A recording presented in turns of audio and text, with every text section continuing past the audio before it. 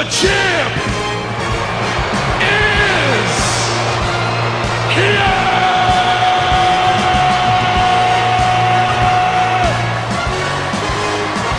Good evening and welcome to the NFL Draft. Come on, Philly, come on. Hey guys, it's your boy Weapon X Dockets. I'm back after a big hiatus. Well, it's championship weekend in fantasy football, and that's what I'm here to talk to you about. But I feel like something's missing. Oh yeah, one sec. Oh yeah, this is better, much better. So yeah, you guys know I gotta support my Eagles. I mean, it's been a tough season, it's been exciting up and down, fighting for a playoff spot. But hey, that's what football's all about. And I'm here to talk to you about championship weekend. If you're there, awesome for you. If you're not, better luck next time. I'm personally in the championship in 2 of my money leagues and about 5 out of 8 leagues that I've been playing fantasy this year. So that's a pretty good percentage, right? So I'm just going to talk about how I got here from beginning of the season, what I did in the last stretch of the season to be able to get myself in position to get on the championship game. So let's go.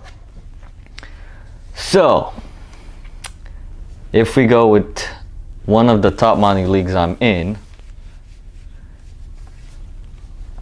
we can see here, so this week was a big win for me and a couple of clutch performances. Obviously, I drafted Lamar Jackson during the season, which definitely helped me to keep me afloat during the season and eventually put me over the top this week in the semifinals. Again, Lamar had 46 points in this specific format that I'm in. And a couple of other big performances that I also got from is Miles Sanders, that I drafted pretty high compared to other players. But this was the reason why I drafted him, because I knew at the end of the season he was going to get the bulk of the carries. He's an explosive player, and he was going to put up a lot of points. So as you guys can see, he put up 37.20 right here in one of my running backs. Fournette was a little disappointed. He still put up about 12 points, which isn't that bad. The other trade that I did get in the last week is I had traded away Travis Kelce and Austin Eckler for Todd Gurley and Hunter Henry. Hunter Henry worked for me for a couple of weeks. He's had the last couple of weeks were pretty rough. But out of the Todd Gurley trade, I got to then trade him for Joe Mixon, which has been huge for me the last couple of weeks. He was on my bench this week because he was playing the Pats, but he proved me wrong because obviously he put up 18 points, not bad. He didn't get a score, but he got 136 rushing yards, which is pretty good. Another 3 receptions for 20 yards.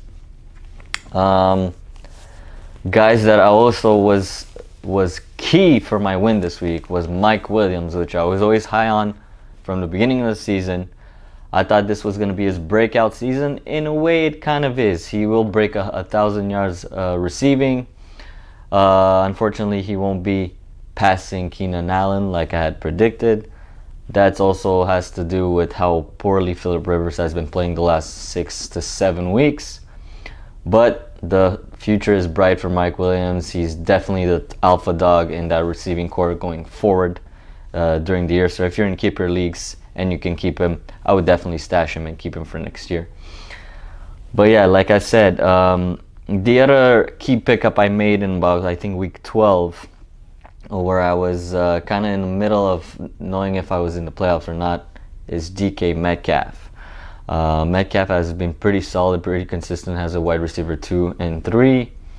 So those players have really gotten me ahead of the hump every week. The other thing I did was I picked up Ryan Tannehill as my backup quarterback in the last maybe 3 weeks. One of the reasons I did that, it was not necessarily because I was going to start him, because I mean I have Lamar Jackson. He's the number one fantasy player in football right now. The reason why I picked him up is so other people couldn't use him against me, which definitely worked out because there was some lackluster QB performances the last couple of weeks, including my last opponent here in the semifinal, he only got 20 points from Jared Goff, which I'm not surprised of because I always knew Goff was going to be a bust this year. But I mean, overall, I'm pretty happy with what I did in this league right here. We'll see in the finals. I'm still debating who to start on the wide receiver. I don't have the greatest wide receiver, but I have a decent upsides on wide receiver. Terry McLaurin next week should still have a big week again, so I might put him in a starting lineup. Stay away from D.D. Westbrook. I've given up on D.D. Westbrook as of last week. He only put up 4 points for me, and DJ Chark wasn't playing, so that is big. And I don't think it's going to get better than the last 2 weeks of the season. If Chark comes back, it's definitely not a start. So I would stash him on my bench. Let's go to another league here, another money league that I have. No, we're in hockey right now. Let's go into football. This one. This was really clutch because in this one I do not have Lamar Jackson, which means I really had to scrape by every waiver wire pickup. A lot of teams were tied from the 3rd to the 6th spot. It was a cluster of the last couple of weeks to make the playoffs, and I've had some clutch performances this week from players. And I gotta say, Miles Sanders was huge for me in this league because yards and big play yards in this league get bonus points. So I got 44 points just from Miles Sanders, which is huge. Like I said, guys, take your chance in the beginning of the season on players that are not so high, but you think that at the end of the season, if you're in a playoff position, can get you over the hump. Terry McLaurin was in my starting lineup in here because, again, wide receivers, I wasn't big. I still have Travis Kelce, which dominated this week, brought in 23 points, 11 targets, 11 catches for a $142, which was huge. Darius Slayton was solid against Miami. He had a TD. And, again, I picked up Ryan Tannehill a couple of weeks ago, put him in my starting lineup. He was my starting QB. And my backup QB is Carson Wentz. He's been doing pretty well also this last couple of weeks, and he should maybe have a big game against Dallas because it's going to be a big game. It's win or no playoffs this year. So that's one of the other keys that I'm repeating, that players that were key for me going forward. Obviously, Darius Slayton, which I picked up, I think 2-3 weeks ago again. So a lot of waiver wire pickups in the last couple of weeks can really help you. James Washington, Pittsburgh Steelers, he was on my bench this week. But again, I might put him in the starting lineup for my championship week because it's going to be a tight one. So yeah, let's see here. So again, here I won by a really tight margin, 186 to 182. As you can see, it was a pretty tight one. And yeah, next week I play again for a money championship game in this league. I'll show you some other leagues here in NFL.com. But like I said, key players again. Here I have Lamar Jackson. Obviously, he's helped me all year. Miles Sanders was big. I got D. Hopkins here. Mike Williams was in my starting lineup. Travis Kelce. And I picked up A.J. Brown. Obviously, there's a slim chance that A.J. Brown is still in your waiver wire. If he is, pick him up right now and put him in your championship lineup.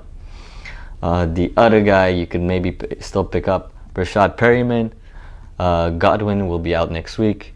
Jameis Winston's been throwing the ball pretty well. So high volume, high explosive offense could bring you a championship with Rashad Perryman in your lineup. So those are a couple of guys that are keys for you to pick up for next week. If you still have Terry McLaurin, put him in your starting lineup. Darius Slayton, put him in your starting lineup next week. Adjustments that you make throughout the season, especially come trade deadline and the last couple of weeks of the season, to get yourself in position to make the playoffs and have a chance week in, week out. So look at schedules, look at players that are trending upwards, and sometimes when you see a player is disappointing you week in, week out, it's time to maybe put him on the bench, like I will do with D.D. Westbrook. But again, have a really solid draft. Having a solid draft really always puts you in position to be in that playoff race. And once you're in that playoff race, you never know. Because in most of my money leagues, I was not a high seed. I was maybe a 4th seed or 3rd seed. Definitely not in the top 2 seeds. I think actually was 4th and 5th in my money league seeds. So I had to play the quarterfinals, semifinals. Now I'm in the final. And if you have any other questions or comments, leave your comments down below. Hit me up if you have a question for your championship week and it's crucial and you can't decide between a couple of who to start at a wide receiver or running back or any other position, and how to get more rings. So hopefully I do well this week and I get a couple more championships on my belt and some cash too. Cash is always nice for the holidays. Santa Claus has to provide. So